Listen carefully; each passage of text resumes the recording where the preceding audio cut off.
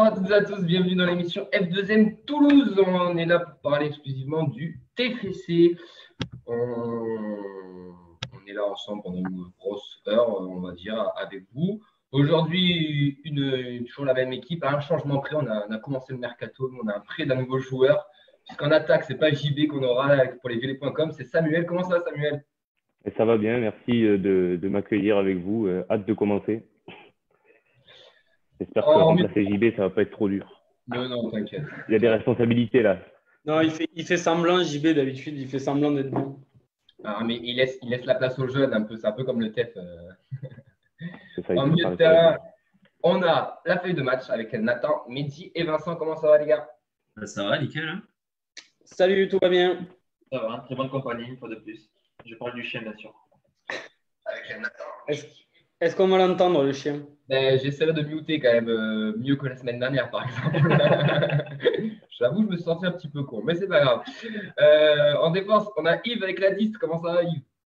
Et ça va bien. Est-ce que le temps est à l'orage, Yves? Est-ce que tu vas rester avec nous toute l'émission aujourd'hui? C'est les risques. Mais là, normalement, je suis chez moi, donc ça devrait aller mieux. Ah, parfait. J'étais en train d'étudier les proximités de Pau la semaine dernière, c'est pour ça. Messieurs, au programme aujourd'hui, on va parler du Conseil d'État. On va recevoir Timothée Mémon, consultant RMC, qui a couvert toute l'affaire. Donc, il viendra nous parler à partir de 17h15 jusqu'à 17h30 de tout ça. Ensuite, à 17h30 et non 17h45, je dis bien 17h30, on a l'ancien joueur Paulo César qui nous fera le plaisir d'être avec nous de 17h30, à partir de 17h30, donc joueur passé de 2007 à 2009 au TFC. Voilà pour le programme, messieurs. Est-ce que vous êtes prêts pour cette nouvelle émission? Pour gagner des matchs, faut être solide. On va peut-être pas mettre la barre. Qui sache mieux défendre, qui ait envie donc de défendre, qui aime défendre. Pour moi, le meilleur, enfin à tous les niveaux, au niveau titre, au niveau façon de jouer. D'aller mettre des tampons. Sébastien Chaval, oui, premier tampon. Vous êtes costaud dans les duels si vous êtes capable d'aller de l'avant. C'est bon, c'est 3 étoiles, c'est un énorme restaurant. Et après on va, je crois, à Rennes, je crois. Qu'est-ce que vous faites là-bas? Les meilleures attaques, c'est parce que donc elles ont les meilleures défenses. Quel pied! Ah quel pied! Oh putain! Allez, on est parti. On la commence avec nos petites news, puisqu'on va parler bien sûr du Conseil d'État. Ça a été la nouvelle qui a chamboulé un peu tous les supporters toulousains cette semaine, puisqu'on a eu une suspension des relégations en Ligue 1. Donc, pour le moment, on est censé rester en Ligue 1. Donc, on retrouvera un peu plus en détail sur ça tout à l'heure avec Timothée Mémon, qui arrive à 17h15. En attendant, pour nous, chers supporters toulousains, ça nous plante un peu tout ce qui vente de club. L'arrivée du coach, du coup, on ne sait plus trop. Le mercato, c'est un peu aussi, pour le moment, un peu compliqué. Vous avez un petit avis par rapport à tout ça, Yves? Ouais, alors la seule chose qui, a priori, ne change pas, c'est la vente du club. Elle a l'air tellement avancée déjà que ça semble compliqué que les choses changent. Mais après, effectivement, oui, comme on ne construira pas le même projet, le même effectif en fonction de l'échelon où on sera, il faut vraiment avoir une réponse très, très rapide pour pouvoir commencer à se mettre au travail et à faire les choses sérieusement. Après, en toute honnêteté, les cartes viennent aussi d'être rebattues en partie avec la prise de position de Mediapro qui, en tant que diffuseur, dit que lui n'est pas contre une Ligue 1 à 22, voire même est en train de dire moi 22 ça m'intéresse. Donc effectivement ça rebat pas mal les choses puisqu'on sait que bien souvent dans le football les choses se font en fonction malheureusement des diffuseurs et de l'argent qu'ils amènent. Donc c'est vrai que ça devient très très compliqué. Si au départ la semaine dernière on était tous à penser plus ou moins que peu importe la décision, de toute façon, c'était juste, encore une fois, une question de gros sous et le TFC essayait de récolter un chèque de plus en arrachant ce maintien devant le Conseil d'État. Là, les questions commencent à devenir de plus en plus ouvertes avec les prises de position qui se multiplient pour une Ligue 1 à 22 clubs, en fait. Ouais, c'est vrai que cette annonce des diffuseurs, là, ça a un peu tout chamboulé quand même. Après, bon, c'est un peu normal, ils ont un peu plus de sous. Samuel, tu as un avis par rapport à tout ça? Moi, je pense que qu'on se maintienne en Ligue 1 ou qu'on soit en Ligue 2, malheureusement, en ce qui concerne le mercato, on est déjà en retard. Et en fait, là, on est dans un entre-deux qui, à mon sens, est nocif pour le TFC. Alors après, je suppose que, bien sûr, ça continue à bosser en interne au sein du club et que, bien sûr, il doit y avoir, enfin, en tout cas, je l'espère, deux scénarios qui sont envisagés et que, bon, on avance quand même sur des dossiers. Mais à l'heure actuelle, on a déjà perdu Mathieu Dossevi, Corentin Jean, l'option d'achat est levée. On a Baptiste René qui, a priori, va partir. Et du côté des arrivées, on n'a pas grand-chose. Alors, pour l'instant, moi, c'est ça qui me fait surtout, c'est sur ça qui me fait plus peur. Et en plus, à défaut de ne pas avoir de joueurs qui arrivent, on n'a même pas encore d'entraîneur. Donc, voilà. Ça, c'est ce qui m'inquiète. Et qu'on soit en Ligue 1 ou en Ligue 2, ça va jouer aussi sur le fait de la nomination du nouvel entraîneur. Et voilà, donc je ne sais pas trop. Que ce soit Réginald Drey ou Bougarand, apparemment, ce sont les deux qui tiennent la corde. Il va falloir attendre, dans tous les cas, le Conseil d'État jusqu'au 30 juin pour remédier à cette question-là. On verra. Pour l'instant, ça m'emballe pas trop tout ça. Ouais, on a déjà un peu discuté la semaine dernière. JB nous prenait les paris pour savoir si on allait avoir le nouvel entraîneur du TFC dans l'émission. On était tous un peu mitigés. Moi, ce qui m'avait alarmé, c'est que on était le 13 juin et que si on n'avait pas, ça commence à être un peu compliqué. On est le 13 juin, on n'a toujours personne. Un mercato, ça ne se prépare pas en 15 jours, on ne va pas se mentir. Surtout si on se fait racheter, etc. Ça commence à devenir un peu urgent. Après, on a un peu aussi le cul entre deux chaises, on ne va pas se mentir. Est-ce qu'on est en Ligue 1, est-ce qu'on est en Ligue 2? On ne sait pas. Et quand on prépare une saison, on ne prépare pas de la même manière une Ligue 2 et une saison en Ligue 1. Mais surtout qu'après, oui, Nathan, vas-y, pardon. La reprise de la Ligue 1, surtout, c'est de l'entraînement, surtout le 22 juin. Derrière, 2 mois après, on enchaîne avec la reprise de la Ligue 2. Voilà, il y a des clubs qui ont commencé à travailler sur du recrutement, genre, comme Sochaux, Valenciennes, Rodez en Ligue 2, qui ont vraiment mis les moyens pour trouver des joueurs vraiment en adéquation avec ce championnat qui est assez difficile. Et nous, voilà, on est un peu bloqués, on n'avance pas. À titre de comparaison, il y a Amiens aussi qui voilà, a un coach stable qu'ils ont prolongé pour une saison. Ils ont fait signer des jeunes aussi là-bas, Amiens. Et nous, c'est vrai qu'on est un peu les seuls qui sont un peu ralentis. Donc, c'est un peu inquiétant, étant donné que voilà, on aura une réponse le 30 juin au plus tard concernant le futur du club. Donc, c'est un peu embêtant. Il va falloir mettre les bouchées doubles ensuite pour voilà, construire cette saison qui arrive. Yves. Ouais, pas grand-chose à ajouter, hein. On a un peu fait le tour. Moi, je dirais que plus que l'entraîneur, etc., je reste convaincu que l'urgent et ce qui serait rassurant pour tout le monde, ce serait qu'on ait le nom du directeur sportif. Parce qu'en fonction du directeur sportif et de son pédigré et de son projet, ce serait peut-être rassurant d'avoir déjà quelqu'un qui a posé des vraies bases et qui a des vraies options posées, claires et négociées avec les joueurs en fonction de l'échelon auquel on jouera. Dans tous les cas, pour le moment, il me semble que c'est que Comolli avait décidé, enfin, de ce que disait JB, que Comolli s'occuperait de la partie, peut-être en tout cas pour le premier mercato, il s'en occuperait si quelqu'un n'est pas nommé d'ici là. Donc, bon, c'est sûr que déjà, on va voir, déjà, je me satisfie pleinement déjà qu'on ait un nouveau directeur sportif et qu'on ait enfin un directeur sportif, parce qu'il y a des nouveaux postes qui vont être créés avec la nouvelle direction. Il y a un grand coup de balai qui va être fait et ça, je pense que tous les supporters du TFC l'attendaient depuis un moment. Après, c'est sûr que ça va être… il faudra… Comolli ne va pas arriver en mettant quelqu'un en qui il n'a pas confiance. Et je pense que, étant donné que M. Moudinque a récemment déclaré qu'il était rassuré par le discours de M. Comolli et de Red Bulls tout entier, on n'a pas trop de soucis à se faire. On aura quelqu'un de compétent, enfin, je l'espère. Ouais, enfin, si on commence à se fier à ce que déclare M. Moudenc par rapport au TFC, dont il n'a absolument rien à faire toute l'année, et où là, il se manifeste juste parce qu'on arrive en période électorale. Bon, voilà, les déclarations de Moudenc.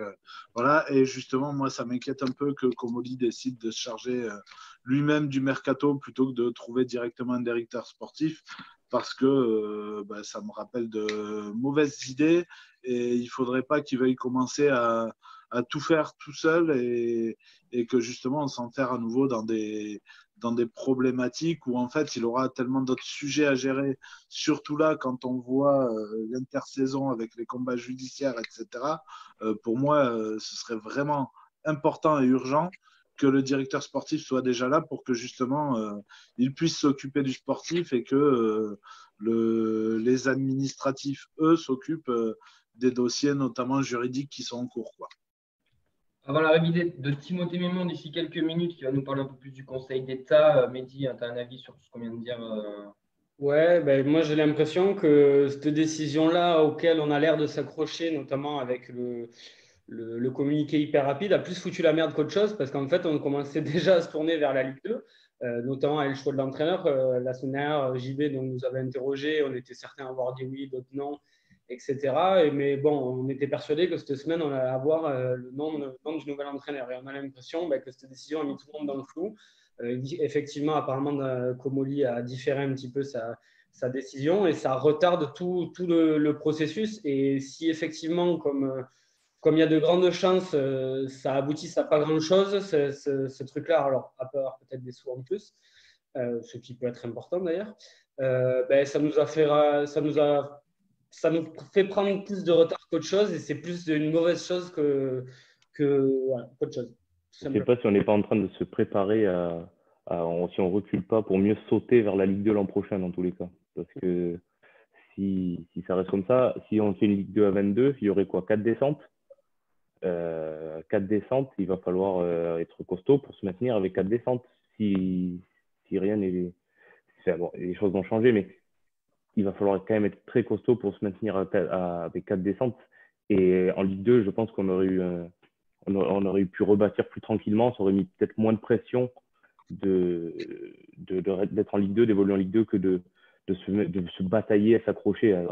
J'ai l'impression qu'on est la risée de tout le monde sur Twitter. Tout le monde dit que voilà, 13 points, de toute façon, tout le monde le sait qu'on mérite d'y aller en Ligue 2.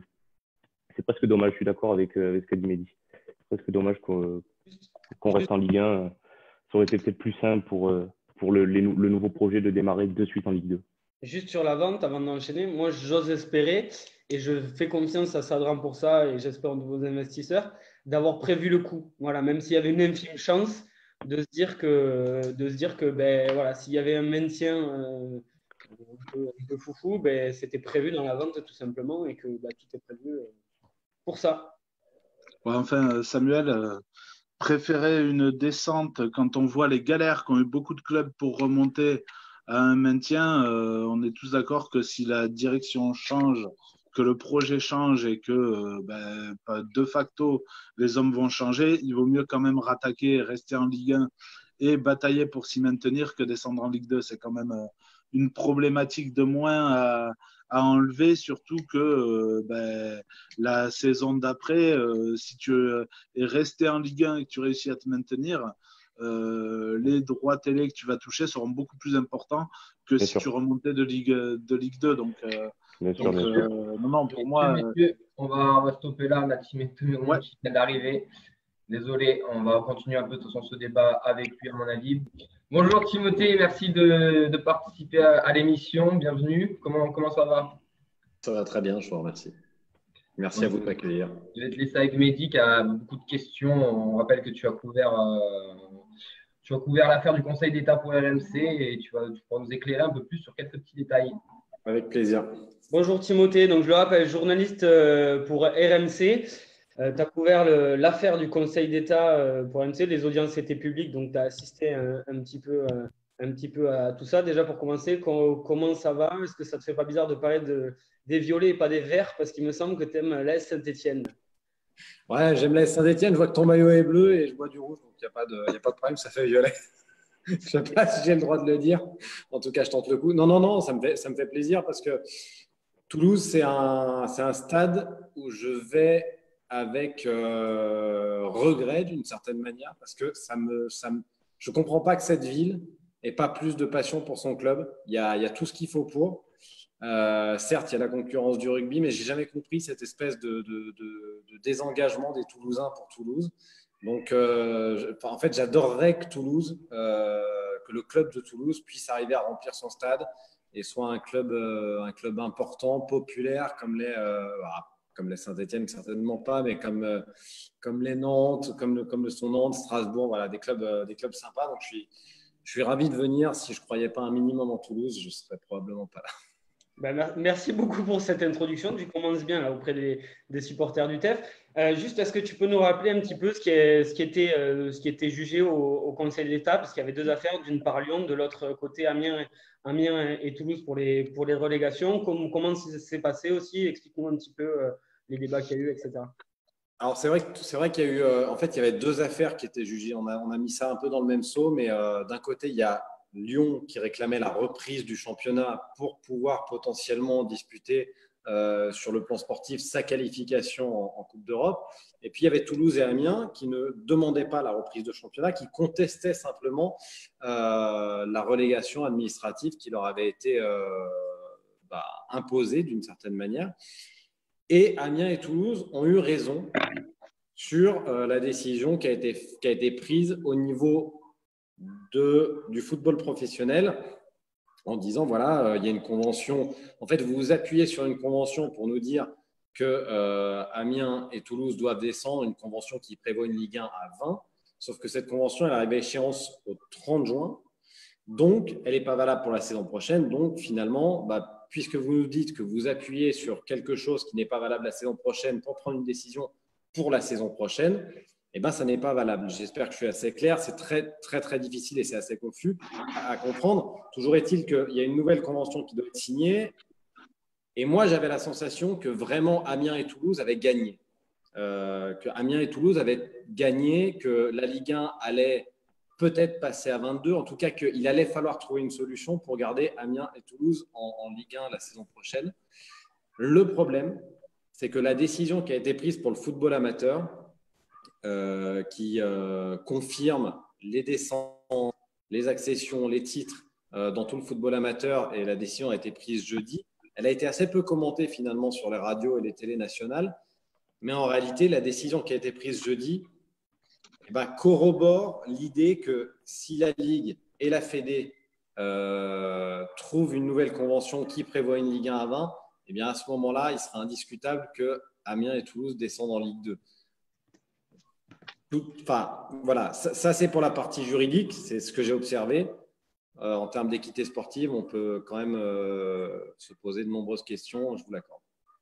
Ce que je veux dire, c'est que ce qui a été décidé par le Conseil d'État, c'était la forme et pas le fond du problème. C'est ça, c'est-à-dire que la Ligue, maintenant, elle va réévaluer. Et si je ne dis pas de bêtises, il me semble que même cette convention a déjà été votée et qu'elle entrera en action plus tard, c'est ça? Ou alors, il faut qu'ils redécident, c'est quoi les nouvelles dates à venir? Alors, en fait, la convention entre la Ligue et la FFF, elle est soumise à 4 votes. 2 votes à la Ligue et 2 votes à la FFF. Le comité exécutif de la Ligue et l'Assemblée générale de la Ligue, le comité exécutif de la FFF et l'Assemblée fédérale de la FFF. Et sur ces 4 votes, il y en a 3 qui sont déjà passés. Donc, on sait pertinemment que cette convention, elle va passer. C'est une certitude. Après, il reste quand même aux avocats d'Amiens et de Toulouse la possibilité de dire: on est d'accord, vous êtes en train de nous parler d'une nouvelle convention qui va concerner l'année prochaine, sauf que nous, on nous a dit qu'on commençait un championnat avec telle règle et on est en train de nous expliquer qu'on est en train de terminer le championnat avec d'autres règles. Tout le monde, il n'y a pas besoin d'être juge ni d'être juriste pour dire que ça semble inégal. Donc, c'est là-dessus que va s'appuyer Olivier Martin, l'avocat d'Amiens et l'avocat de Toulouse dont le nom m'échappe.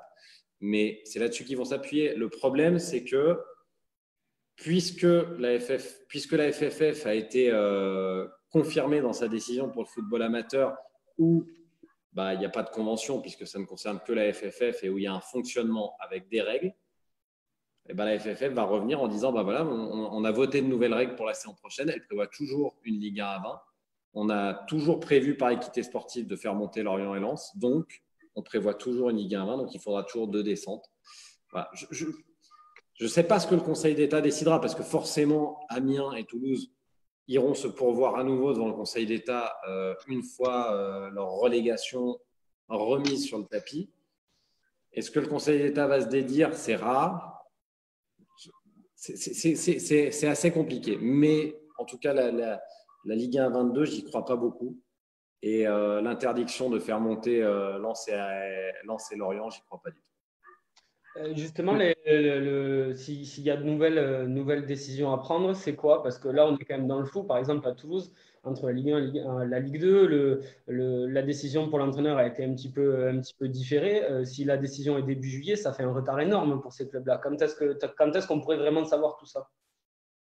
Eh bien, alors, à chaque fois qu'on va dans le Conseil d'État, la première chose qui est jugée, c'est la notion d'urgence, qui a été validée lors de la dernière ordonnance du Conseil d'État, qui sera validée nécessairement lors de la prochaine. Ce qui se passe, c'est qu'effectivement, on va continuer à prendre du retard. Peut-être que le Conseil d'État va donner raison à Amiens et Toulouse, ou peut-être que le Conseil d'État va donner tort. À ce moment-là, Amiens et Toulouse auront une seule possibilité, c'est se pourvoir devant la justice sportive. C'est-à-dire que le Conseil d'État, c'est la plus haute autorité administrative en France. Mais il y a d'autres voies que l'administratif. Et la voie sportive, la justice sportive existe aussi. C'est une voie parallèle. C'est un peu difficile parfois à faire comprendre. C'est-à-dire que, grosso modo, Amiens et Toulouse ont choisi cette voie et sont allés ici. Mais il y a une autre voie ici qui s'appelle le CNOSF et le tribunal arbitral du sport. On se souvient de l'USNAC, c'est pas loin de chez vous. L'USNAC a eu raison, mais a eu raison 3 ans trop tard. Donc peut-être que Toulouse et Amiens aura raison, mais si Amiens et Toulouse sont maintenus dans 3 ans, finalement tout le monde n'aura pas grand-chose à faire, si ce n'est qu'il y aura des dommages et intérêts pour Amiens et Toulouse. Mais bon. Est-ce que la Mediapro, qui cet après-midi a annoncé que ça ne les dérangeait pas une Ligue 2 à 22, est-ce que le diffuseur qui n'est pas contre, ça peut jouer ou pas? Disons que c'est une question qui se posait. Si la Ligue 1 passait à 22, ça faisait 11 matchs par journée. Tout le monde a dit, imaginez-vous, il y a des accords qui ont été passés avec Mediapro. Jusqu'à preuve du contraire, Mediapro, c'est un diffuseur qui veut vendre de la publicité, avoir des matchs, avoir des expositions. Donc 11 plutôt que 10, c'est tout bonus pour Mediapro. Ce n'est pas très surprenant que Mediapro dise on est d'accord à condition que ce soit les mêmes conditions financières, et c'est ce qui était dealé. Mais non, mais en fait, le problème quand tu es face à un organe comme le Conseil d'État, c'est que le Conseil d'État, il est censé être indépendant de tout.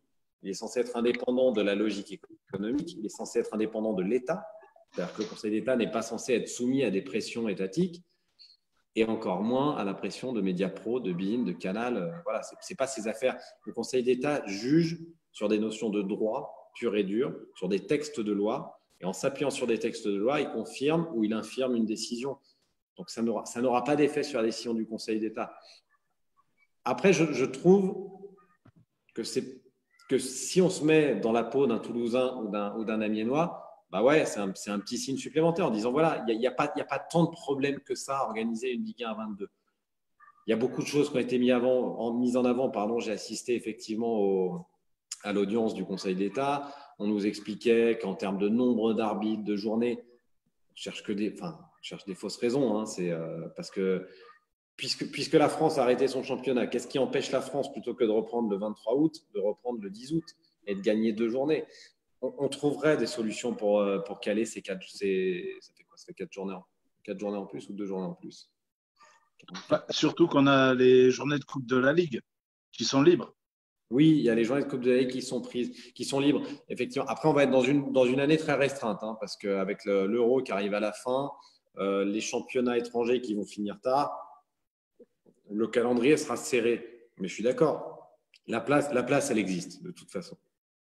La place, elle existe. Et même chose pour les recours de Troyes et Clermont, ça ne sert absolument à rien. Ils se sont juste faufilés là pour profiter de l'occasion, quoi. Non, je pense pas que ça sert à rien. Et puis surtout, ils ont raison de le faire. Ils ont raison de c'est surtout, en fait, c'est pas une question de servir à rien, c'est qu'il faut se mettre à la place de gens qui jouent leur vie et qui jouent la vie de certains salariés. Je sais pas enfin, Toulouse va toucher une indemnité, une aide à la descente, je ne sais plus comment ça s'appelle, une aide sportive à la descente en seconde division, qui va être énorme. Vous allez avoir l'année prochaine le plus gros budget de Ligue 2, c'est acté, voilà. Mais quand on se met à la place d'Amiens, c'est des emplois qui vont sauter. Amiens peut parfaitement imaginer le scénario catastrophe et se dire on descend en Ligue 2 cette année et on va descendre aux enfers. Amiens, moi j'ai travaillé à Amiens, j'ai été journaliste à Amiens. À l'époque, ils étaient en national et c'était la meilleure division dans laquelle ils n'avaient jamais été. Donc c'est normal qu'ils se battent jusqu'au bout, qu'ils tentent leur chance jusqu'au bout. Et je trouve que que le fait que Troyes viennent se poser, Troyes était quand même dans une dynamique sportive extrêmement avantageuse par rapport à Lens qui était en train de baisser un peu de pied, qui avait perdu des matchs. Bref, c'est normal que ça crée un appel d'air et ça ne sert pas à rien parce que ça pose des questions. Et poser des questions, ça ne sert jamais à rien parce que ça mène à des réflexions. Après, la finalité, on la connaît tous, c'est que la Ligue de football professionnel est une délégation de la Fédération française qui elle-même est une délégation du ministère des Sports. Sauf qu'aujourd'hui, qui fait la pluie et le beau temps, c'est Noël Le Graët, c'est la Fédération française. Donc j'ai la sensation que ce que décidera Noël Le Graët sera la finalité des choses et je suis convaincu que c'est injuste. C'est mon avis. Juste, est-ce qu'on peut espérer une sorte de compensation financière pour faire passer la pilule un petit peu aux deux à Amiens? Alors, devant le Conseil d'État, il n'y aura pas de compensation financière. En tout cas, je veux dire. Après si la décision est renvoyée au fond, ça prendra plus de temps. Il peut y avoir une compensation financière. Après, on est sur une justice administrative et la vie et l'économie administrative n'est pas la vie et l'économie du football. Et à mon avis, dans le football, la somme compensatoire qui pourrait potentiellement arriver serait, à mon avis, assez dérisoire. Enfin, à l'échelle du football. C'est-à-dire que si on leur file une connerie, je ne sais pas, je ne suis pas juge et ce n'est pas moi qui déciderai, mais si on te dit, ouais, bon, vous prenez 800 000 € de dommages d'intérêt, on est d'accord qu'à l'échelle du football, c'est malheureux, c'est pas grand-chose, quoi. Donc, ça n'aurait pas beaucoup de sens. Je crois que tu avais une question aussi. Ouais, justement, tu parlais de Noël Le Graët. On connaît les relations plus que houleuses entre la Ligue et la Fédé. Est-ce que la décision du Conseil d'État peut pas être un moyen pour la Ligue de remettre un coup de pression sur Noël Le Graët et de le mettre un peu dans la panade en décidant justement que la Ligue 1 peut passer à 22, sachant que Noël Le Graët y est fermement opposé, puisque c'est lui qui s'est opposé à la Ligue 2 à 22, justement. Alors, je ne pense pas, parce que la Ligue, donc la Ligue représentée par Nathalie Bois de la Tour et Didier Quillot, est une entité qui, à chaque décision, soumet chaque décision plutôt à ses clubs.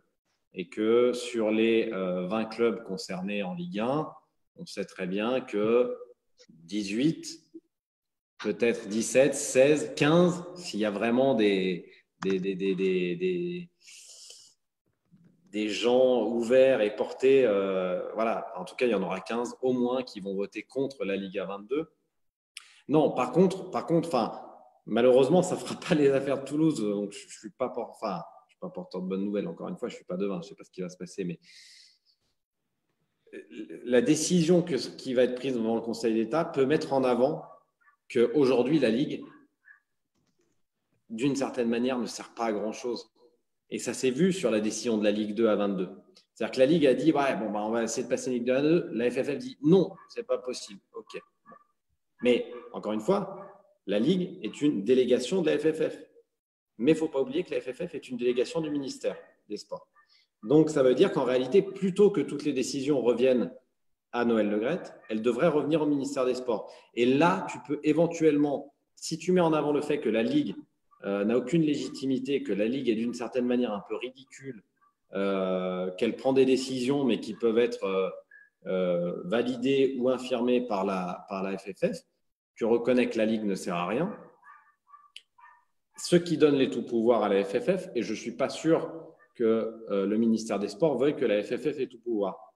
Ce qu'on peut espérer à l'issue de toutes ces tergiversations, c'est que le football français se reconstruise d'une façon plus intelligente, comme c'est fait en Angleterre, par exemple, où le football professionnel est confié au football professionnel, où les 20 clubs de Première Ligue et les 20 clubs de Premiership prennent des décisions avec des votes et que ces décisions ne sont pas soumises à une fédération. Les fédérations du football professionnel concernent le football professionnel. Les décisions du football amateur sont prises par une fédération. Ça semble être la logique. Le système français est unique et il est aussi unique dans son inefficacité. Timothée, merci beaucoup d'être intervenu avec nous, d'avoir éclairci un peu sur tout le sujet. J'ai Pierre Peguet qui me dit qu'on faut passer le bonjour au capitaine de l'ABHFC en équipe 3. Donc, on a nos sources, nous aussi, sur la région. Bravo, effectivement. Alors, c'est vrai que j'ai longtemps porté le numéro 8 à Saint-Bonnet-les-Oules, puisque c'est le nom du club en question. Aujourd'hui, je joue pour le coach sportif, mais là, je suis sur un week-end où je porte le maillot vert du col vert, voilà, et toujours le numéro 8, et toujours le brassard de capitaine, évidemment. Donc, en tout cas, un grand merci à toi d'être venu nous éclaircir un peu tout ça. C'était très cool, ce chouette. Je pense qu'il y en a pas mal qui ont un peu mieux compris aussi tout ce qui se passait derrière le Conseil d'État et tout. On te souhaite une bonne continuation. On va t'écouter attentivement sur RMC de toute manière. Et à très vite. À très vite. J'espère vraiment le meilleur pour Toulouse parce que je pense que c'est une ville qui a le potentiel pour avoir un club de rugby et un club de foot. Et voilà, enfin, faut faire quelque chose. Mais je pense que dans tout ça, si jamais vous descendez en Ligue 2, il y a une bonne chose à sortir de tout ça, c'est se débarrasser un peu de cette famille qui vous a fait tant de bien pendant longtemps, mais qui aujourd'hui vous fait peut-être un peu moins de bien. La famille du TFC, reconstruire les choses sur une base propre. Damien Comolli, je ne suis pas sûr à 100%. J'ai entendu parler de Patrice Garande, de Laurent Batles. Je vous souhaite vraiment Laurent Batles. C'est vraiment un chouette type et je pense à un entraîneur en devenir qui connaît la maison. Je pense que… Enfin voilà. En tout cas, merci. Ciao, à bientôt. À bientôt. Donc c'était des cons. C'était des gros cons. 10 mannequins toulousains sur la pelouse, quoi. J'ai eu au téléphone, il m'a dit fonce au TFC, c'est vraiment c'est une famille. Il y a des joueurs comme Chantôme, comme Jonathan Zibina, ils peuvent t'encadrer. Et puis surtout avec encore plus d'ambition. Tu mens, il ment. Alors on le répète tous les ans. Et il y a des saisons où pérenniser, ça passe d'abord par bien défendre. Paulo César, messieurs, 60 matchs avec le TFC entre 2007 et 2009. 3 sélections avec le Brésil aussi. Donc, 5. 5, pardon. Donc, un international brésilien. Paulo, déjà, première question, comment ça va? Ouais, ça va très bien, même si là, on commence à sortir des confinements. Là, on commence à travailler un petit peu, mais ça va, ça s'est bien passé, même si on a eu beaucoup de soucis dans le monde entier. Moi, de mon côté, j'ai pas eu des soucis familiales, c'est important aussi. Mais après, on fait une grosse pensée aussi à tout le monde qui a été touché pour cette maladie-là. Du coup, tu es au Brésil là en ce moment ou… Non, moi, je suis en France là. Moi, j'habite à côté, j'habite sur l'île de France, j'habite à côté de Paris. D'accord. Ah oui, donc oui, tu l'as vécu tu as vécu le déconfinement du coup depuis quelques jours, quoi. Ouais. Ok. Qu'est-ce qu'il fait actuellement, Paulo César? Aujourd'hui, je suis directeur sportif d'une association de futsal qui est commandée par David Luiz qui joue à Arsenal. Donc, moi, je m'occupe de toutes les structures de club, de 6 jusqu'à les seniors. Et moi, j'ai fait le coach de l'équipe première. Qui là, on joue Ligue 2 de futsal. Et à parallèle de ça, moi, j'ai fait directeur sportif de CA Paris 14 sur la session senior U18 et U20. Et des fois, j'ai fait un commentaire sur les matchs de portugais sur le RMC comme consultant. Ok, donc ouais, une vie bien occupée. Bien, il faut travailler. Hein. Ah bah oui. Bah oui. Du coup, bon, vous avez vu, Timothée nous a quittés, on le remercie encore. Là, on est pendant une grosse demi-heure avec Paulo César. Paulo, est-ce que tu suis encore le TFC? Ouais, je suis. Hein. Je suis. Surtout les 3 dernières années, moi, je suis. Je vois qu'au niveau des résultats, sont compliqués. Ça fait déjà quelques années qu'ils annoncent au niveau des résultats que l'équipe allait descendre, parce qu'elle s'y bat déjà quelques années. C'est dommage parce que moi, j'ai vécu des bonnes choses sur cette équipe-là. Et c'est dur de voir une équipe comme TFC de descendre en Ligue 2. Ça, franchement, c'est dur. Descendre en Ligue 2, on n'est pas encore sûr. Hein. Pour le moment, on ne sait pas trop où on est. Hein. Les gars, on va parler clairement. Hein. Sous le terrain, les choses, ça se passe sous le terrain. Si j'avais 1 point, 2 points d'écart sur la prochaine équipe, ok, peut-être moi, je peux me bagarrer mais là, on est très, très loin. Hein. Il faut être sincère, on est très, très loin. Hein. Et sous les 6 premiers mois, ils n'ont pas fait le job. Et là, les choses se passaient comme ça. Hein. Après, c'est pas que moi, je suis d'accord que le championnat, il était annulé. C'est pas ça. Aujourd'hui, ils ont pris une décision. Moi, je pense qu'il est un peu tôt quand même, parce que là, tout le monde il revient, sauf le championnat français. Et c'est un peu compliqué. Mais en même temps, si on va parler effectivement des performances de l'équipe sur le terrain, le TFC, il n'a pas fait son job. Ah, ça, on est tous d'accord, je pense, pour dire ça. Paolo, d'ailleurs, comment tu vois, toi, parce que tu as un peu parlé là, le fait que la France arrête le championnat, ça ne va pas les handicaper, tu penses, les clubs français après, toi, ton avis par rapport à ça? Le fait que tout le monde reprenne, sauf nous, et qu'en plus on passe devant des conseils d'État, qu'on ne sait pas si on est en Ligue 1, si on est en Ligue 2, comment tu le vois, toi, d'un œil d'ancien joueur? Après, moi, je vois que toutes les équipes, ils sont perdants. Toutes les équipes. Après, bien sûr, tu vas voir, aujourd'hui, le championnat il est arrêté. Aujourd'hui, on regarde qui reste en Ligue des Champions. C'était Lyon et Paris. Est-ce qu'ils vont être performants sur la Ligue des Champions sur les matchs très compliqués? Déjà que les championnats en tour, ils sont déjà repris. Je sais pas. Je pense que dans le foot, dans l'ensemble du foot, tout le monde est perdant. Tout le monde est perdant sur les équipes, sur le championnat français, même sur le média. Tout le monde qui est autour du foot français, ça prend. Et après, c'est dommage. C'est dommage parce qu'ils pouvaient attendre un petit peu encore pour attendre une bonne décision. Une bonne décision. Et pour moi, je pense que la décision, elle a été trop tôt. Et voilà, après, c'est pris. Même si là, il y a des recours, il y a des choses en place, mais je ne pense pas que ça va revenir. C'est impossible. C'est impossible. Ouais, c'est un peu malheureux tout ça. Ouais. Est-ce que tu reviens parfois au stadium, Paolo?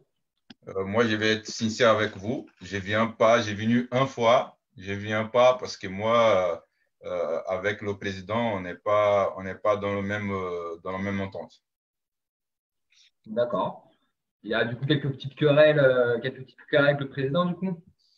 Ouais, après, il y a un truc qui s'est passé que moi, j'étais pas. C'est pas que moi, j'étais pas d'accord, c'est que moi, quand j'ai parti à la fin de mois, il n'a pas payé mon salaire. Et après, il m'a dit, écoute, moi, tu pars, mais je ne paye pas ce salaire de ce mois-là. Moi, j'étais envie de partir. Moi, j'ai parti. Mais 12 ans après, il y a les impôts qui sont venus sur moi à cause de ces salaires-là. Donc, j'étais obligé de mettre Toulouse sous la justice avec mon avocat pour récupérer le salaire. Après, lui, il était fâché. Après, il a regardé son côté. Moi, j'ai regardé le mien. Et c'était compliqué un peu, mais ça va. Mais là, c'est fini, c'est passé, c'est bon. Le jugement, enfin, tout a été plié. Après, c'était pas un truc contre le TFC, c'était un truc entre moi et lui. Comme c'est le propriétaire du club, c'est plus facile de régler les choses. C'est sûr, c'est sûr. Et avec la future vente du club, tu compteras revenir au stadium ou tu gardes... Ah oui, dès que le président est part, moi je reviens. Il y en a beaucoup, je pense, dans ton cas, même parmi nous. Dès qu'il part, après il a fait un très bon travail au début. Il a fait un très, très bon travail au début parce que là, il a vraiment regardé les jeunes joueurs. Il a vraiment fait un travail, comme il est sorti Étienne Capou, Moussa Sissoko, tous les jeunes qui sont joués avec moi. Il y avait un autre joueur aussi, gaucher, là. Il s'appelle, j'ai oublié. Bodiger? Non, c'est pas Bodiger, c'est un... Tabanou, oui, Tabanou, il a joué avec nous. Donc, c'était une génération très forte. Et je trouve dommage qu'il n'a pas continué sur cette génération-là. Il n'a pas fait une formation pour que cette génération-là, pour revenir encore d'autres. Et on a vu qu'à ce moment-là, il a pensé que de vendre ces joueurs-là, de vendre assez vite. Et il n'a pas donné la continuité à ces projets-là. Donc, au début, c'était super bien. Et après, franchement, le club, il a laissé de côté. À mon regard, hein, peut-être moi, je ne suis pas dedans, je ne suis pas à côté, je ne sais pas c'est quoi le problème qu'il y a autour. Mais comme le club il est géré par une personne, c'est très compliqué, surtout la personne qui est gérée, il n'est pas de foot. Ben, tu as ton avis, c'est intéressant aussi de l'entendre. On va revenir un peu plus sur ta carrière, Paolo. Tu as été formé au Brésil. Tu arrives en France en 2002, si je ne dis pas de bêtises. Comment ça s'est passé, ton adaptation en France à l'époque? Et sportivement, il n'y avait pas beaucoup de soucis. Et sportivement, j'étais à un niveau assez élevé. J'étais jeune. Quand on est jeune, on veut tout apprendre, on va tout manger. Après, culturellement, socialement, pour moi, c'était compliqué. Parce qu'au Brésil, on avait un chaleur, on avait une proximité avec les amis, avec la famille, qui pour moi, c'était un peu compliqué au début. Et c'est pour ça qu'en 2003 pour 2004, moi, j'ai été prêté au Brésil. Parce que ça me manquait un petit peu le Brésil, ça me manquait. Et après, on donne la valorisation pour les choses qu'on perd. Donc, quand j'ai perdu, entre guillemets, j'ai perdu que j'étais prêté à Santos, même si moi, j'étais performant là-bas, j'ai gagné des championnats et tout. Moi, j'ai vu que mon endroit, c'était Paris, c'était en France. Et moi, j'ai mis à la tête qu'il faut revenir, il faut supporter tout ce qu'il faut pour rester et passer des bons moments en France. Après, s'habituer à une nouvelle culture. En plus, tu avais une colonie brésilienne qui existait déjà à cette époque au PSG, puisqu'il y avait Ronaldinho, si je ne dis pas de bêtises. Ouais. Est-ce que ça t'a permis de t'aider dans ton intégration, le fait qu'il y ait d'autres compatriotes au Paris Saint-Germain? Après, tu faisais les sorties avec lui. Comment? Je n'ai pas compris. Tu faisais les sorties avec lui, Paolo, c'est ça? C'est surtout sur ça, l'intégration? Non, franchement, l'intégration au début, c'est pas bonne. Pourquoi c'est pas bonne? Même si pour moi, qui viens d'arriver, que je parle pas le français, c'est confortable. Moi, j'ai 4-5 personnes dans le vestiaire que je parle portugais. Mais l'objectif, c'est de parler le français. Mais là, la majorité, elle parle français. Comment je vais comprendre tout ce qu'il faut? Donc, je dois m'adresser tout le temps en portugais pour les Rony, ou pour André Luiz, ou pour Luizo, pour qu'ils me traduisent. Et pendant le match, on n'a pas le temps. Pendant le match, on n'a pas le temps. Et donc, moi, ce que j'ai fait, j'ai mis directement sous les cours de français, sous les stages de préparation. Et j'ai appris tout ce qui s'est passé sur le terrain. Et donc, tout ce qui est passé sur le terrain en français, moi, j'ai appris avec un prof espagnol là-bas en Espagne. Et là, ça m'aidait. Ça m'aidait parce que sur le terrain, moi, j'ai compris les mots qu'il faut parler. Viens derrière, donne-moi, passe et tout. Et c'est là que moi, j'ai commencé à mieux s'adapter. Mais au début, c'est bien, c'est confortable parce qu'il y a beaucoup de Brésiliens. Mais au final, tu perds de temps parce que tu vas parler que de portugais. Et le français, tu dois apprendre plus vite.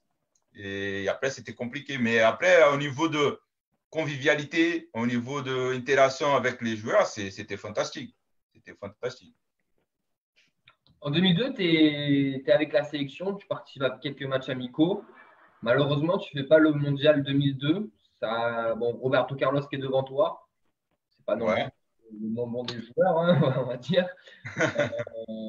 C'est un regret pour toi, cette non-participation à ce mondial. En plus, le Brésil va au bout cette année-là.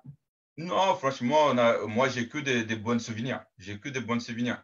Après, il faut être cohérent parce que là, on avait Cafu et on avait Roberto Carlos qui était titulaire déjà. Les remplaçants, il y avait Belletti qui jouait à droite et Junior qui jouait à gauche et moi qui j'ai joué à droite et à gauche. Donc, en fait, c'était un choix de coach. S'il ramène moi comme en tant que remplaçant droite et gauche, il pouvait ramener un milieu de terrain de plus. Mais comme on connaît bien Luis-Philippe Scolari, comme lui, il est bien conservé, il va amener deux de chaque poste.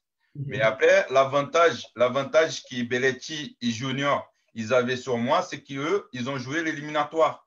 Et moi, j'ai joué que des matchs amicaux. Donc, eux, ils ont fait des compétitions, des vraies compétitions, que ça coûte 3 points et tout le monde regarde. Donc, ils ont senti déjà la pression de jouer en équipe nationale en compétition. Et moi, je n'ai pas joué. Donc, moi, je savais déjà que dans l'avantage, ils avaient plus d'avantages que moi pour aller en Coupe du Monde. Mais après, moi, je ne regrette pas. J'ai que de bons souvenirs. Il n'y a pas de… Franchement, c'est super. D'ailleurs, cette polyvalence que tu avais, parce que tu as joué latéral gauche, latéral droit, milieu offensif droit, milieu offensif gauche, tu as même joué milieu récupérateur. Enfin, tu étais un joueur très polyvalent, à droite techniquement. Est-ce que tu penses que ça ne t'a pas un peu porté préjudice, justement, cette grande polyvalence? Non, pourquoi moi, je trouve que la polyvalence, elle est importante à partir du moment que tu as un poste fixe. Après, il ne faut pas que tu sois polyvalent, que tu sois le 12e joueur. Il faut que tu sois polyvalent, que tu sois entre les 11. Après, tu peux changer de poste. Mais si ça arrive quelque chose, par exemple, moi, je vais jouer aujourd'hui arrière gauche, mais mon poste, c'est milieu droit offensif. Moi, je joue arrière gauche aujourd'hui parce que, on va dire, Jérémy Mathieu, il ne joue pas. OK? Moi, je joue à la place de Jérémy. Mais après, quand Jérémy Mathieu il vient, moi, je passe sur mon poste de milieu offensif. Donc, ça, pour moi, il n'y avait pas de souci. Après, quand moi, j'ai senti que moi, je n'avais pas mon poste dans les 11, moi, je ne fais pas les polyvalents. Moi, j'ai joué sur le poste que moi, j'avais l'habitude. Et d'ailleurs, c'est lequel le poste que tu te sens le mieux? Moi, j'étais milieu défensif. C'est là où tu te sentais le plus à l'aise? Ouais. C'est là où j'ai touché beaucoup plus de ballons. Où tu n'as pas forcément joué d'ailleurs à Toulouse. Avec le Toulouse, non. Voilà, tu jouais tout le temps des fois soit latéral, soit milieu offensif la plupart du temps. La plupart milieu offensif à côté droit. Mais bon, après, c'était l'adaptation de l'équipe qu'on avait. On avait Fodé Mansari à gauche qui allait super vite. On avait Hermander qui était costaud et qui allait vite en profondeur. On avait Achille Mana qui avait cette jeu offensif très vers l'avant. On avait Pantisseriex aussi qui avait des changements de rythme, aller dans la surface à l'autre. Et on avait Diaz qui était le milieu récupérateur. Donc, il a manqué juste un joueur pour équilibrer et pour organiser l'équipe. Donc, moi, j'ai mis à côté droit. Dans les ballons, la plupart des ballons à mon époque à Toulouse, ils passaient par moi pour que moi, j'organise les équipes à travers les appels des autres joueurs. Donc, on a bien s'adapté. C'était comme ça. Et après, il y avait à côté de moi aussi, derrière moi, c'était Bino, qui allait super vite. Et donc, avec la technique que j'avais, j'ai profité beaucoup de ses appels et de ses espaces qu'il a libérés pour moi. Et franchement, sur le première année que moi j'étais, sur le deuxième aussi, moi, j'ai m'éclaté. Hein. Moi, franchement, j'étais super. J'étais super. Bon, l'équipe, elle était super forte. Hein. L'équipe, elle était vraiment fort, compétitif. Et on a fait un très bon parcours. D'ailleurs, tu arrives au TEF en 2007, lors du mercato hivernal. Comment ça se passe, ton arrivée au TFC, Paolo? En fait, moi, j'avais une proposition de PSG pour prolonger 12 ans. Mais il y avait le coach, il y avait Guy Lacombe. Et après, Guy Lacombe, il n'était pas sûr qu'il allait m'utiliser beaucoup et tout. Et moi, j'ai dit, il y avait une personne dans le club, moi, je ne vais pas dire le nom, il y avait une personne dans le club qui ne voulait pas que moi, je reste. Et moi, j'ai eu une conversation avec cette personne-là le lundi. Et le mardi, il y a eu la conversation avec Toulouse. Comme j'ai eu cette conversation le lundi, il m'a dit on ne va pas prolonger parce qu'on ne va pas tomber d'accord sur les montants. Toulouse, il m'a proposé un contrat assez intéressant. Moi, je signe pour Toulouse pour le juin. J'ai fait un pré-contrat pour juin parce que mon contrat est fini au juin.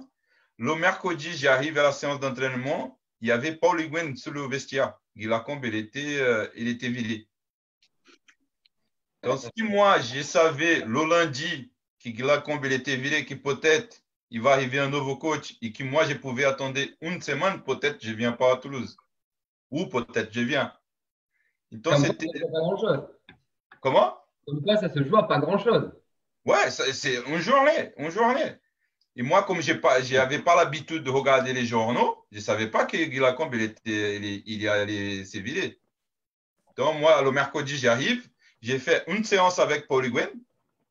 Et Paul Higuain, il m'appelle. Il me dit, écoute, tu penses rester? J'ai dit, écoute, moi, j'ai signé avec Toulouse pour juin. Et moi, je vais finir le championnat au PSG. Il m'a dit, écoute, tu ne vas pas finir parce que là, le PSG, il me dit que toi, tu ne peux pas jouer parce que tu as déjà signé un pré-contrat. Donc, il ne voulait pas que moi, je joue pendant 6 mois pour pas qu'il me donne de visibilité.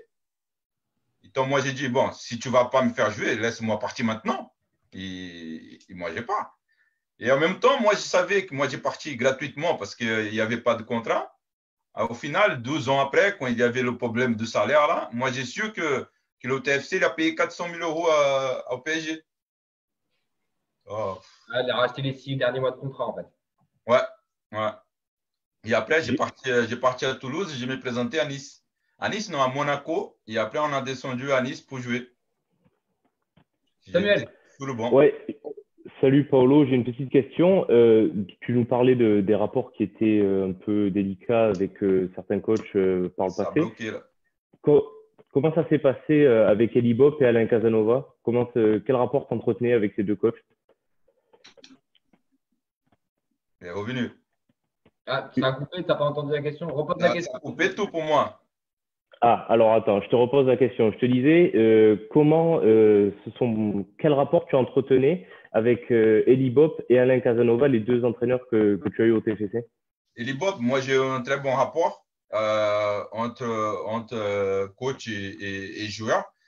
Après, on n'est pas des amis, mais on a eu un très bon rapport. C'était lui qui m'a contacté pour que moi je vienne à Toulouse et tout. Les choses, ça se passait super bien. Moi, des fois, j'ai joué, des fois, j'étais sur le banc. Avec Alain Casanova, au début, il ne voulait pas un profil technique sur le côté. Il voulait beaucoup plus de joueurs qui allaient plus costauds, qui allaient plus vite vers l'avant. Et allez, moi, j'ai commencé à m'adapter à jouer en deuxième milieu vers l'intérieur. Après, Casanova, c'était un très bon coach. C'était un très bon coach. Moi, j'ai eu aucun problème avec lui. Le seul problème que j'avais avec lui, moi, je n'avais pas un sentiment qui comptait beaucoup sur moi. Ça veut dire, écoute, Paolo, moi, je ne veux pas que tu joues sur le côté parce que moi, je veux des joueurs d'un profil différent. Mais moi, je pense que tu peux s'adapter sur cette poste-là. Ici, il me donne des billes comme ça. Moi, j'essaie de m'adapter sur le poste qu'il peut m'utiliser pour éventuellement jouer plus. Et moi, je n'ai pas senti ça.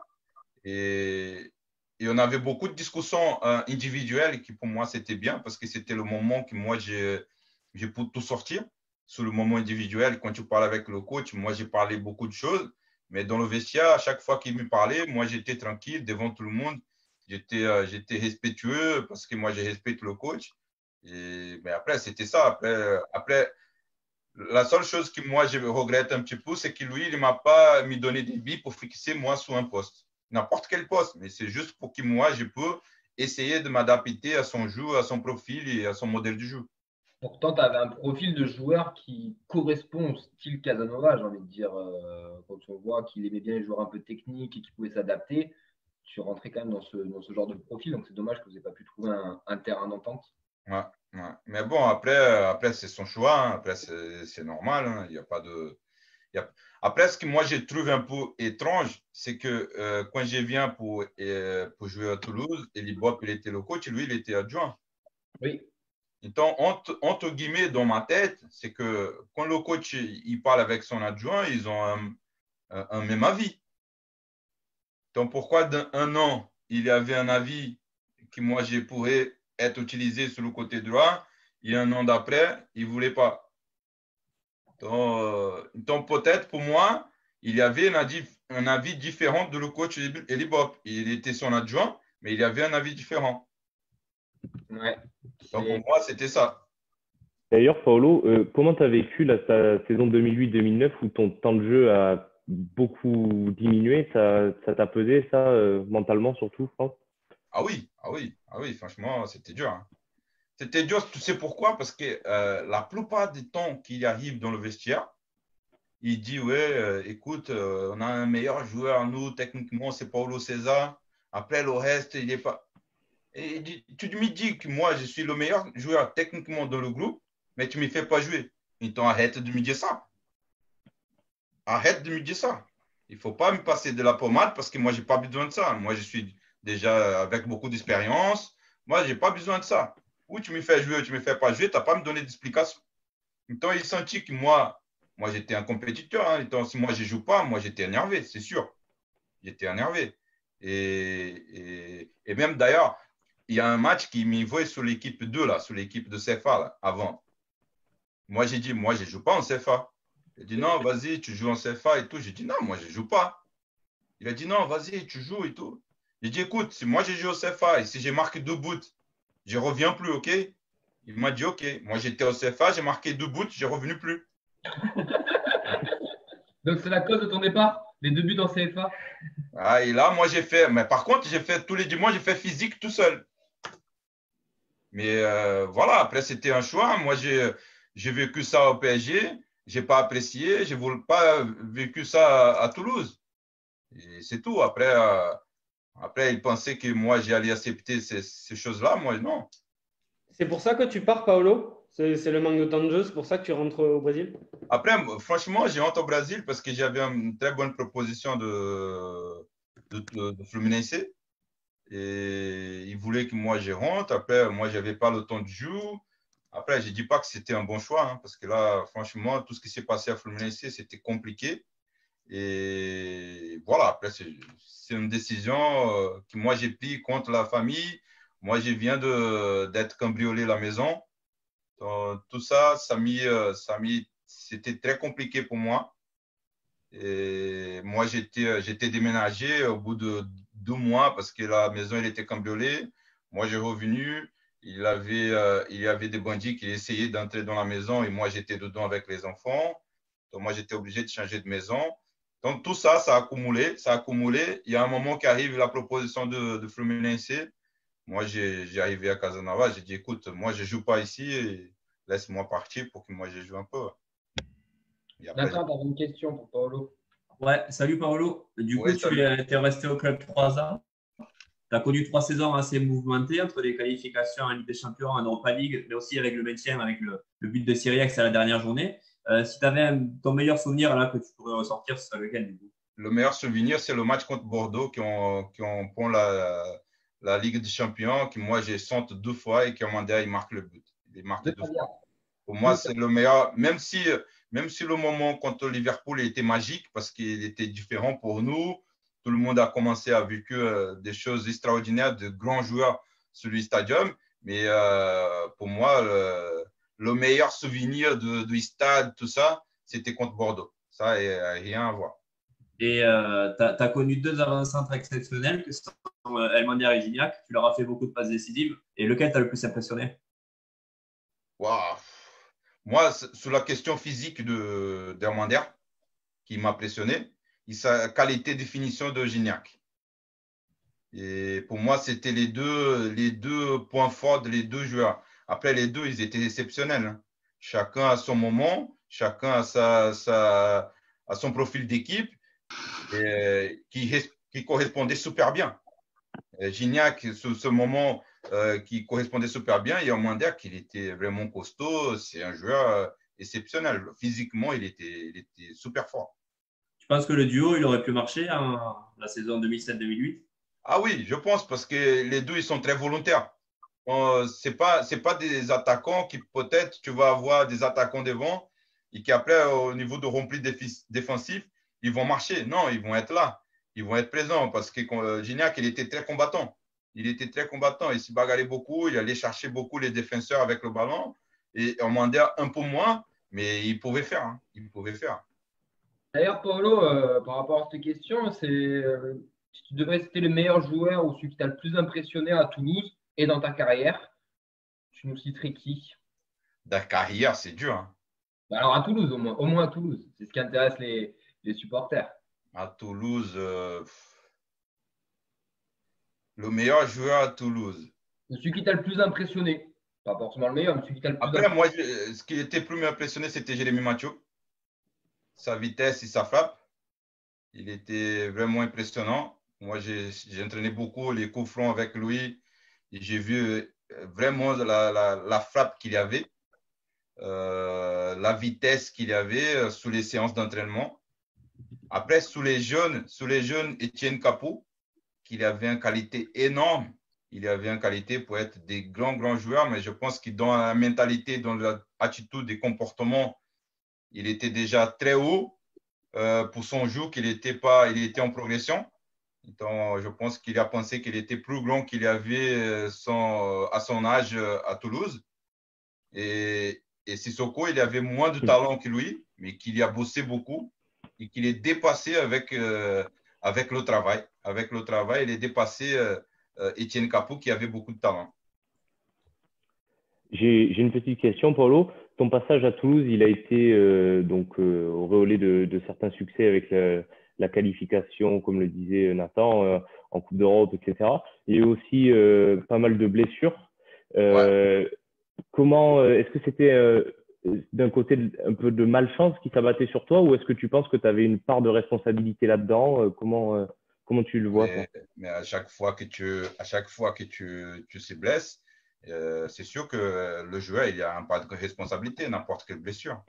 Okay, moi, je prends ma responsabilité, mais après, comme je n'avais pas autant de jeu des minutes, tous les fois que je me blessais sur les matchs amicaux pendant les séances d'entraînement. Donc, je n'ai pas me blessé pendant les championnats. Donc, en fait, moi, je n'avais pas autant de jeu. Le mardi, on avait séance physique. Moi, j'étais déjà fait séance physique le dimanche. Mardi, séance physique. Mercredi, match amical. Donc, c'est sûr que normalement, sur la charge de travail, qu'il n'était pas bien, moi, je me blessais parce que moi, je n'avais pas le temps de jeu. Et là, c'était… malheureusement, ça arrive. Malheureusement, ça arrive. Paulo, moi j'ai une autre question.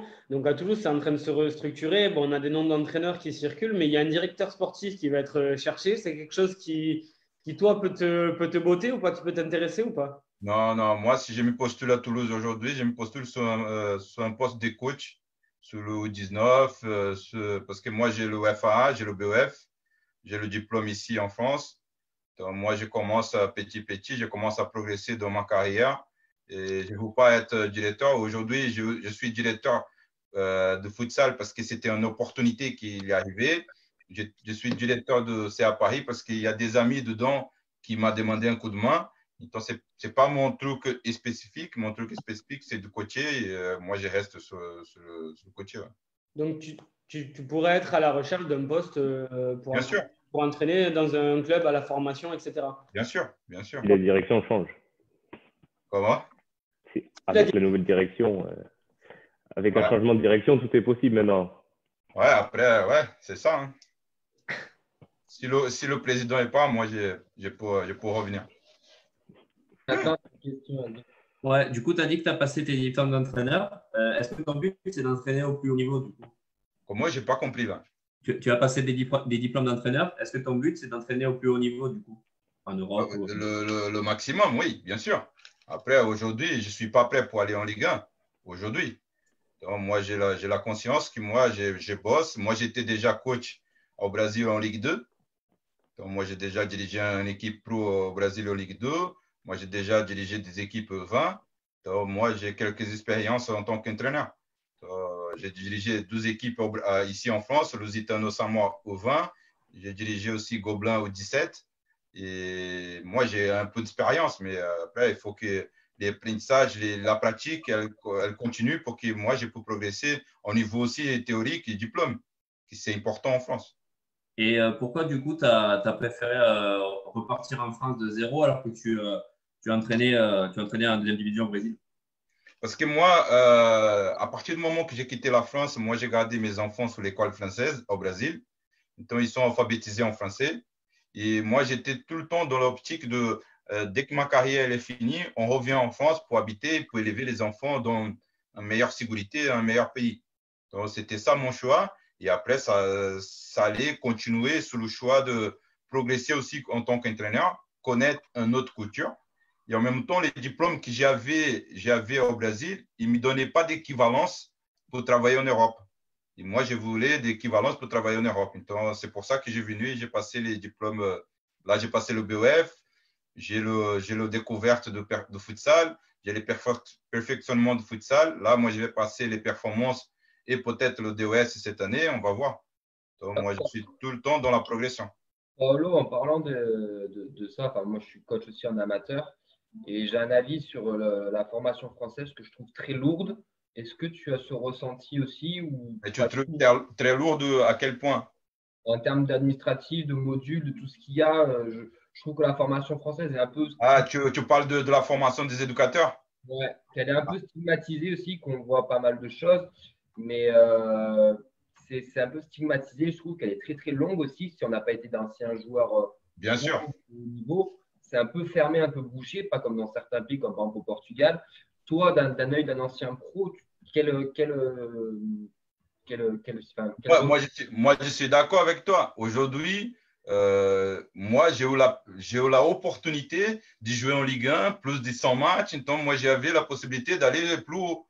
Mais les gens qui ont, les éducateurs, les animateurs qui sont au début, il faut passer CSF 1, CSF 2, 3, 4. Pourquoi pas rassembler tout ça sous un, comme ils ont fait au futsal. Au futsal, avant, c'était futsal avec le CFF 1, CFF 2, CFF 3. Aujourd'hui, qu'est-ce qu'ils ont fait? Ils ont fait la passerelle. Donc, ils ont fait découvert futsal en 2 jours, perfectionnement futsal 4 jours, et après performance 3 semaines pour entraîner Ligue 1. Ah oui, c'est quand même beaucoup plus rapide. Parce que le développement de futsal, ça commence maintenant, qui ne sont pas très professionnels, on va dire, entre guillemets, pas professionnels, ils peuvent faire des passerelles. Mais je pense qu'au niveau d'animateurs, des éducateurs, CFF 1, 2, 3, pour moi, ça ne sert à rien. Parce que là, si tu regardes la progression de la formation théorique, pédagogique, c'est presque la même chose. Ouais. C'est presque la même chose. D'accord. Et moi, ce que j'apprends au BOF, au niveau de procédé d'entraînement, au niveau de méthode de travail, comportement d'éducateur, le CF 1, CF 2, 3 et 4, tu as déjà pris. Le procédé d'entraînement joue, situation, exercice joue. Là, on prend sur le BF aussi. Oui. Après, tu as un côté plus administratif sur le BE, avec le côté un peu plus directeur sportif, que tu ne vois pas forcément. Après, je ne sais pas. Moi je n'ai pas passé au CFF 1, 2, 3 et 4 parce que moi, j'ai venu directement au BEF. Après, ce qui pour moi, ça me manque sur les formations d'éducateurs, c'est travailler avec des jeunes parce qu'aujourd'hui, ils montent la pratique pour un enfant de 8, 9, 10, 12, 13 ans, mais ils ne montrent pas comment ces joueurs-là, ils pensent, comment ces joueurs-là réfléchissent par rapport à ce qui passe aujourd'hui. Aujourd'hui, tu vois, par exemple, sur le U14, c'est le quartier, il y a beaucoup de violence, il y a beaucoup de problèmes. Comment gérer ce joueur-là? Parce qu'il vient pour la séance d'entraînement qui est superbe, mais après, il va partir sur le quartier où il y a beaucoup de problèmes, il y a des polices, il y a des bagarres, il y a tout. Et pour moi, il manque un peu l'aspect social, même si dans les clubs il y a, mais il manque un peu sur la formation, les aspects sociaux pour que les éducateurs soient plus préparés pour prendre des équipes comme ça. Après, on va finir sur ça, mais pour ça, je suis d'accord avec toi. Mais le problème en France, c'est que les éducateurs sont tous des bénévoles, c'est sur du temps perso. Il y en a qui sont payés, mais en général, c'est plus des défraiements, mais ce n'est pas le cas partout parce que les clubs amateurs ne sont pas non plus, ne roulent pas sur l'or. Et tant qu'il y aura aussi ce système de bénévolat, je pense que tu ne pourras pas aussi avoir ce côté un peu plus social. Moi, je suis d'accord avec toi. Moi, je ne crois pas en bénévolat. Je ne crois pas. Je ne crois pas en bénévolat. Moi, je sais qu'il y a beaucoup de gens qui ont envie de s'investir, mais tu vas arriver à un moment, même si tu es bénévolat pendant 1-2 mois, après, tu dois vivre, tu dois travailler. Et pourtant, on le fait. Moi, ça fait 5 ans que je suis bénévole, pardon. Pourtant, Et vous faites parce qu'il y a la passion. Voilà, c'est ça. Il y a la passion. Il y a la passion, il y a les objectifs. Mais moi, ce que je ne crois pas, c'est qu'il y a un moment qui ça va bloquer. Un moment de la saison que tu vas dire, oh là là, qu'est-ce que j'ai fait ici? Putain, je suis bénévole, j'ai touché rien. Et moi, les gens, ils me traitent comme un malade. Les gens, ils me traitent comme que moi, je ne fais rien. Et en plus, les bénévolats, c'est les éducateurs qui s'investissent plus. Ouais. Moi, je travaille sur le futsal. Moi, mes éducateurs futsal, ils touchent d'argent. Ils sont bénévolats.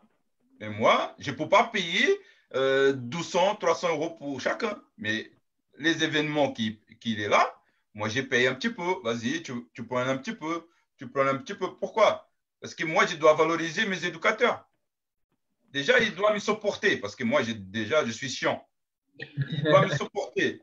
Et en même temps, il doit cadrer les enfants. C'est très difficile de cadrer les enfants de 6 ans, de 8 ans, de 10 ans, de cadrer, de faire un bon comportement, de respecter les copains, la convivialité. Tout ça, c'est très compliqué, les gars. C'est très, très difficile. Hein. Ce n'est pas pour tout le monde.